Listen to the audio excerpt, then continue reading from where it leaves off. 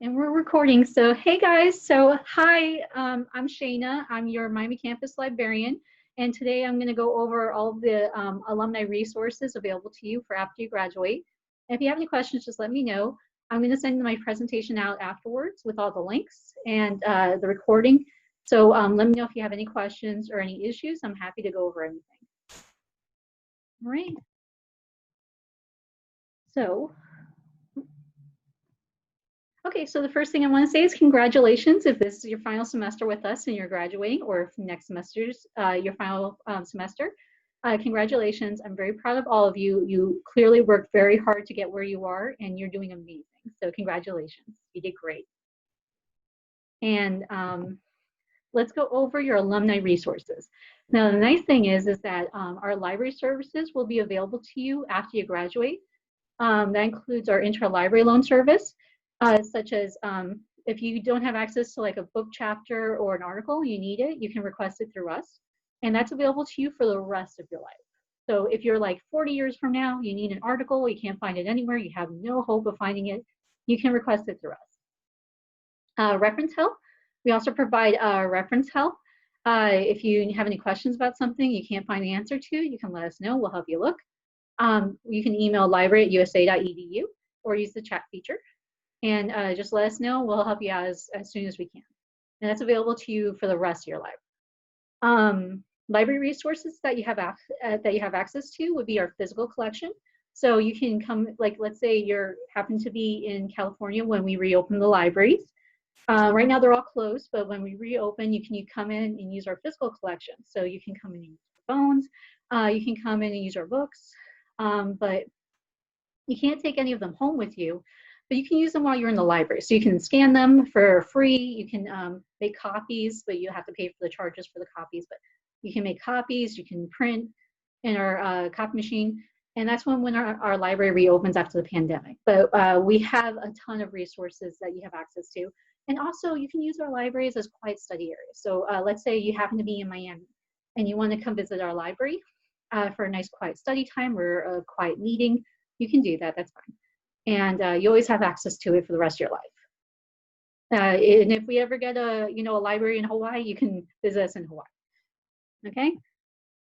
Interlibrary loans, again, you have access to this for the rest of your life. So if you ever find an article or something you want, you don't have access to it, you can request it through the interlibrary loan service, library@usa.edu. You can email me or one of the other librarians, and we'll help you get it. Okay. We'll do our best to get it for you as soon as possible. And that's forever. And that's for copies. So like PDFs of like book chapters or articles, and we can request those for you. Nothing else really, just because it's not covered under copyright, but we can get book chapters and articles, like a ton of them if you want. All right, open access. So open access just means that it's available for free online. So if you see something says it's open access, that's because it's available for free online. A lot of articles are available for free online. Author manuscripts are usually available for free online. They were written up by the author and were sent for publication. That's the author manuscript sent for publication. And sometimes they'll just post the manuscript for free online. So sometimes the only difference between the author manuscript that they publish for free online and the actual publication is usually formatting. So, they don't really change anything. They don't change the grammar. They don't change any of the wording. They just change the formatting to fit in. So like, let's say it's a book chapter. It has to start on a certain page to fit into the book. So they'll change the format so it fits onto the page. It's the same thing with journals. They'll change the entire format just to fit onto the page, but they don't change any of the wording. It's all the same. So that's the author manuscript. And those are available for free online. They have a ton of them available for free online. So that's available to you online if you want. There are a ton of free databases available to you. There's the Cochrane Library for systematic reviews are on there. They have a lot of information, like millions of articles. So feel free to use that resource. They have all of these links I can send to you right afterwards, and you'll have access to it. The ERIC library is there, and the PubMed is there. We have there are tons of free databases available online, and they have peer-reviewed resources and articles. And I'll send you all these links right after this presentation. but feel free to browse through it and look for free articles. You have access to all of those right after you graduate. PubMed is available to you guys after you graduate. It's a completely free database that's all peer-reviewed resources. It's a great resource, and you have access to it forever because they're amazing. The only thing is when you use PubMed, remember to use free full text, and do not use our University of St. Augustine links that we have, just because after you graduate, you no longer have access to our databases online or any of our online resources. The reason for that is because we are under contract with all of those guys who say that they didn't give us access to our alumni. Because of the contract, we can't give access to you guys. But we can get around that because you guys have access to us for the rest of your lives. So if you ever find anything online and you can't find the full text for something, you can email us and we can send it to you. So just because you can't log in to access it doesn't mean you don't have access to it. It means that you just got to ask us and we can send it to you. It's our way around it because, if we're under contract, we're under contract. We can't change that. But you have tons of stuff available for free online. And if you find something you like, you don't have access to it, just ask us, we'll get it for you. Okay, we'll just do our best to get it to you as soon as possible. All right, evidence-based practice tools. There are a lot of free apps that you can download onto your phone, onto your computers, onto your iPads.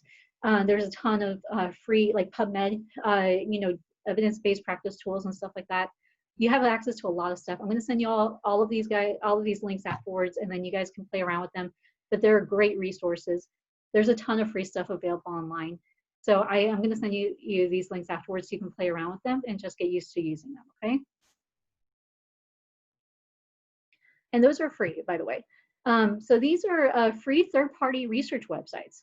So a lot of research websites are gonna, they usually do a collection of free articles that they find online, like open access articles, author manuscripts that they find, and they put into a collection, a database, so that you can browse through it. So there's a ton of them available online. ResearchGate is one where you can create an account as a researcher. I did it, well, you can do it as an author too. I did it as a researcher, and then you can talk to authors of articles. And a lot of authors will create their own personal profiles on there. It's like Facebook, but for researchers. So, and then you guys can ask each other questions like, oh, why didn't you go with this study? Why did you decide to include this information? Is this really important? Or, you can ask them all kinds of questions. So you can create an account with them for free and just log in and have some fun there. They also have tons of articles. And if you ever find an article and you find the author on there, you can just ask them for a copy and they'll usually send it to you. It may take a while because, it takes them a while to check their account, but usually they'll send it to you. They've been sending me articles. So just go on there and you can create an account for free. Google Scholar is on there. Semantic Scholar is great for peer-reviewed resources. The DOAJ, the Directory of Open Access Journals, is really great. Science Open Core, tons of stuff. These are all just research websites where they just collect open access articles and make them available for free, or author manuscripts and make them available for free. And there are hundreds of them. I just selected a couple, just to highlight them. And I'm going to send you guys these links afterwards, but there's a ton of them available. So just because you don't have access to a database doesn't mean you don't have access to a free one online. You can just access a free one online, okay? And if you find something you like, we don't have access to it, just email us. We'll get it for you, okay? All right, professional memberships. So remember it's a good idea to become a paying member of a professional organization. That way you can put it onto like your resume, or and it makes your new employer look good if you're part of you're already hired from somebody and you just want to like add onto your CV or something like that. It makes you look really good. So also they're great because if you're part of like an organization like if you're part of physical therapy and you want to do the APTA, the American Physical Therapy Association, it comes with a subscription to physical therapy. The journal, it comes with access to newspapers, it comes with access to their online databases, it comes with access to a ton of stuff, including discounts for conferences. So you get special discounts. It comes with discounts for like any tools you need for your organization. Sometimes they give you discounts for it and stuff like that. It's pretty cool. So remember to contact them to sign up because it makes your employer look good to put on your profile, you know, on your website that, oh, this person is part of the APTA. So remember to become part of a professional organization because it makes you look really good and makes your employer look good, okay? Plus you get a ton of great resources with it. And also on that note, if you're a part of occupational therapy, remember to become part of the AOTA, the American Occupational Therapy Association, because same thing, you get access to cool journals, you get access to their online databases, lots of information, a lot of news when they first come out, discounts for a lot of stuff like conferences and magazines and all kinds of stuff, access to tools and stuff like that that you can buy through the website. So remember to do that so that it looks good to your employer, looks good on your resume, looks good to you when your profile and stuff. So remember to do that, okay? If you're part of nursing or speech therapy, same thing. Become a member of a professional organization to get access to all their cool stuff. You know, it just, everybody loves it. It makes you look really good. So I just suggest you do that, okay? Like me, I'm a librarian, so I'm part of the ALA, American Library Association. It makes everybody look really good. You get access to cool stuff. All right, on that note, your employer resources, many hospitals and large clinics provide databases or other kinds of online evidence. So like let's say you become part of a hospital, a lot of times they'll have a medical library. Most people don't even realize it's there. And then you can have access to all of their online research tools, all their physical collection, and their librarians there. So you can ask them. You can check with your HR department when you are hired and see what kind of resources you have access to, or ask like a supervisor or somebody else and see what kind of resources you have access to. If you don't have access to something you need it for work, you can always ask it for reimbursement or a stipend for access to a certain journal if you need it for work, like physical therapy or something like that. And usually they'll reimburse you through your job, but ask them first to make sure. And of course, if you work for a university or college, you'll have access to their library there. So remember to keep that in mind. And remember, you have access to us for the rest of your life too. So just because, you know, nobody said anything outright doesn't mean you don't have access to it. It just means that you gotta ask. So you'll usually have access to a lot of cool stuff. And usually your employer will reimburse you. So make sure to ask just to make sure, okay? All right, SOAR@usa.edu is our institutional repository that includes all of our faculty and staff publications and student publications. So you can, let's say you did something while you were at our school, and like a research project or a class assignment and stuff, and you were really proud of it and you thought, man, this is so good, it could be published. You can publish it on SOAR@usa.edu. The nice thing is that it will be available for anyone to see all over the world. Your name will be searchable on Google, and it will be a permanent link to your work. So make sure to have a teacher look over it first before you publish it. Make sure it looks good. Sometimes I'll read something like 9 times and then realize I missed the word "and." So remember to just double check, read over, and make sure you didn't miss anything. Have somebody else check it over, like a teacher, and make sure it looks good before you publish it on our website, because it's going to be searchable by everybody all over the world. And the nice thing is that it's a permanent resource a permanent link to your work. So that means that you know, you can put it on your LinkedIn page, you can put it on your resume. It makes you look really good. And you can put any of your stuff that you did while you were with us on there, like your homework assignments, your research assignments, any educational posters, your dissertation or your theses, anything you're really proud of you want to publish, you can publish on SOAR@usa.edu. And then you can just link back to it on your pages. So it makes you look really good, okay?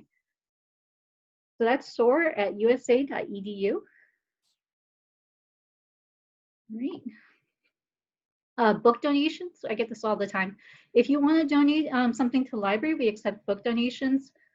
We also accept special collections like, you know, stethoscopes, kits, manuals, blood pressure cuffs, tools, anything you used while you were at school with us, and you're like, oh, I'm getting all new equipment when I go into the field, and I use all this stuff. It's not great, but I don't want to throw it away. It's still usable. You can just donate to the library. We'll take it. And then we'll make it available to everybody. So if anybody wants to have access to it for their classes or something, they can use it, you know? And they'll appreciate it because you know how it is when you're in class and you forget something and you start panicking. And you just like create a backup for them.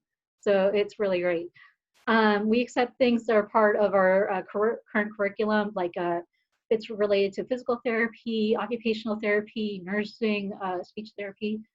We also accept copies of our current collection, like our books. Like if you have a textbook and you're like, you know, they came out with a new one, I have this old one, let me donate it to the library, we'll take it.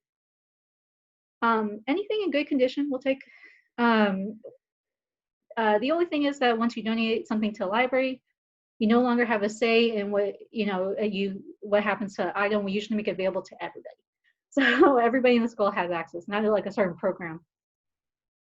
So if some speech therapists can use it, occupational therapy students can use it, physical therapy students can use it.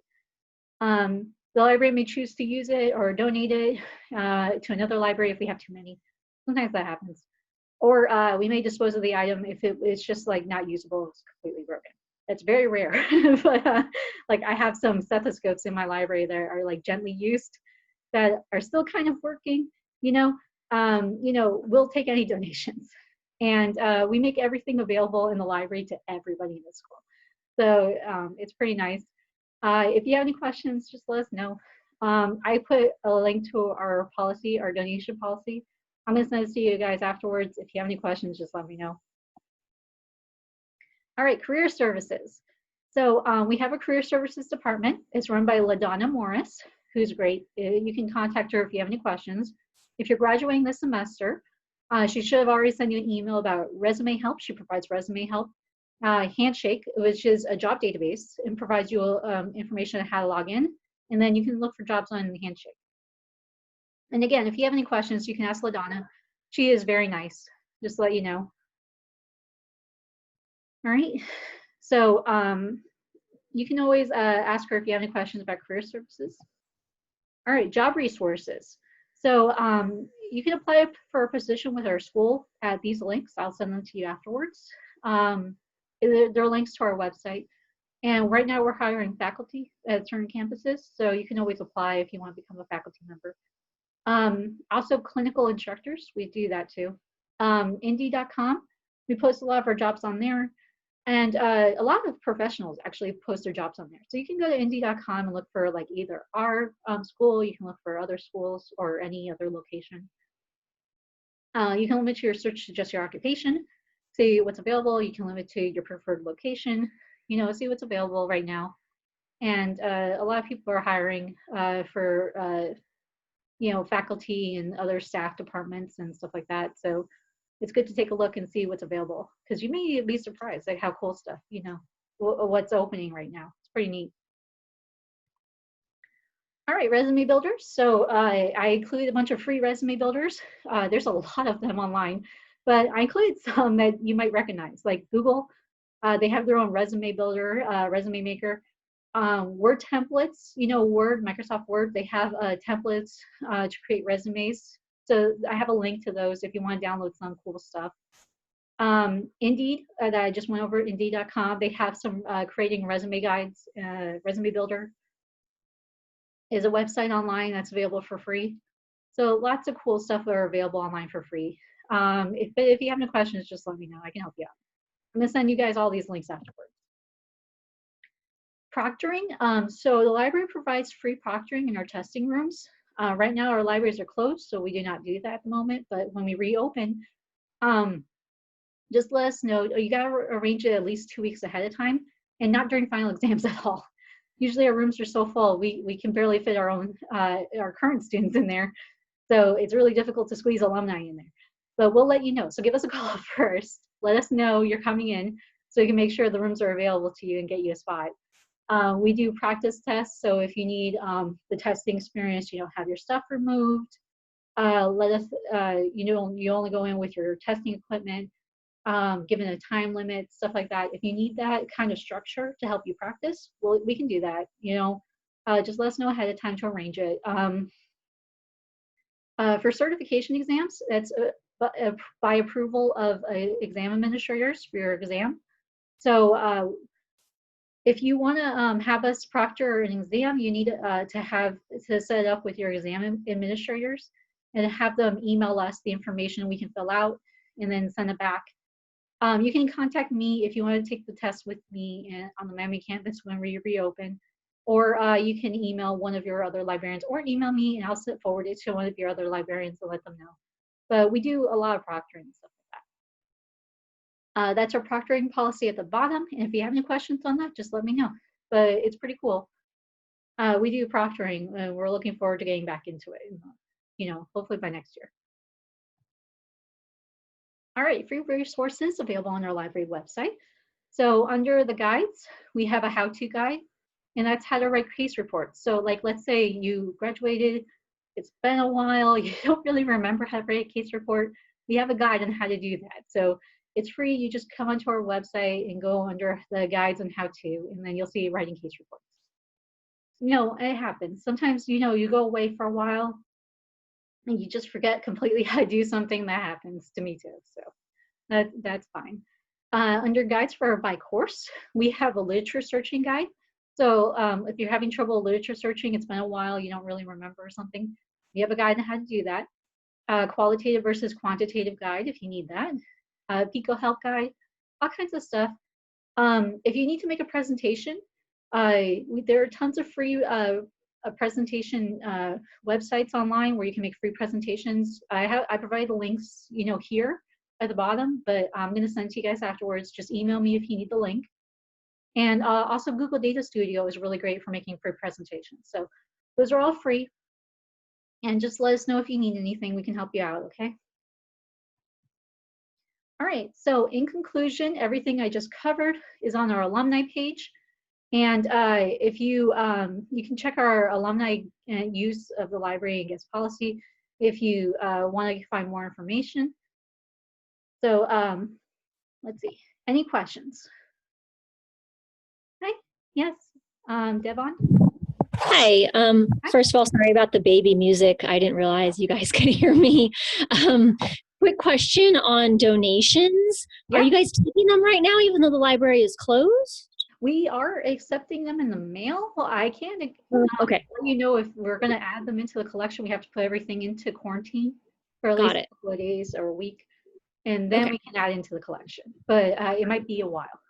Okay. Okay, no worries. But just email it to, or just mail it, physical mail to you guys. Or drop it off at the front and say it's for the library, and we'll take it. Oh, okay. Thank you so much. Yeah, thank you.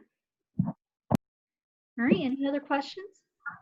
Hi. Yeah, I had a quick question. If we wanted to contact the school to get an article sent to us, would we just use our personal emails?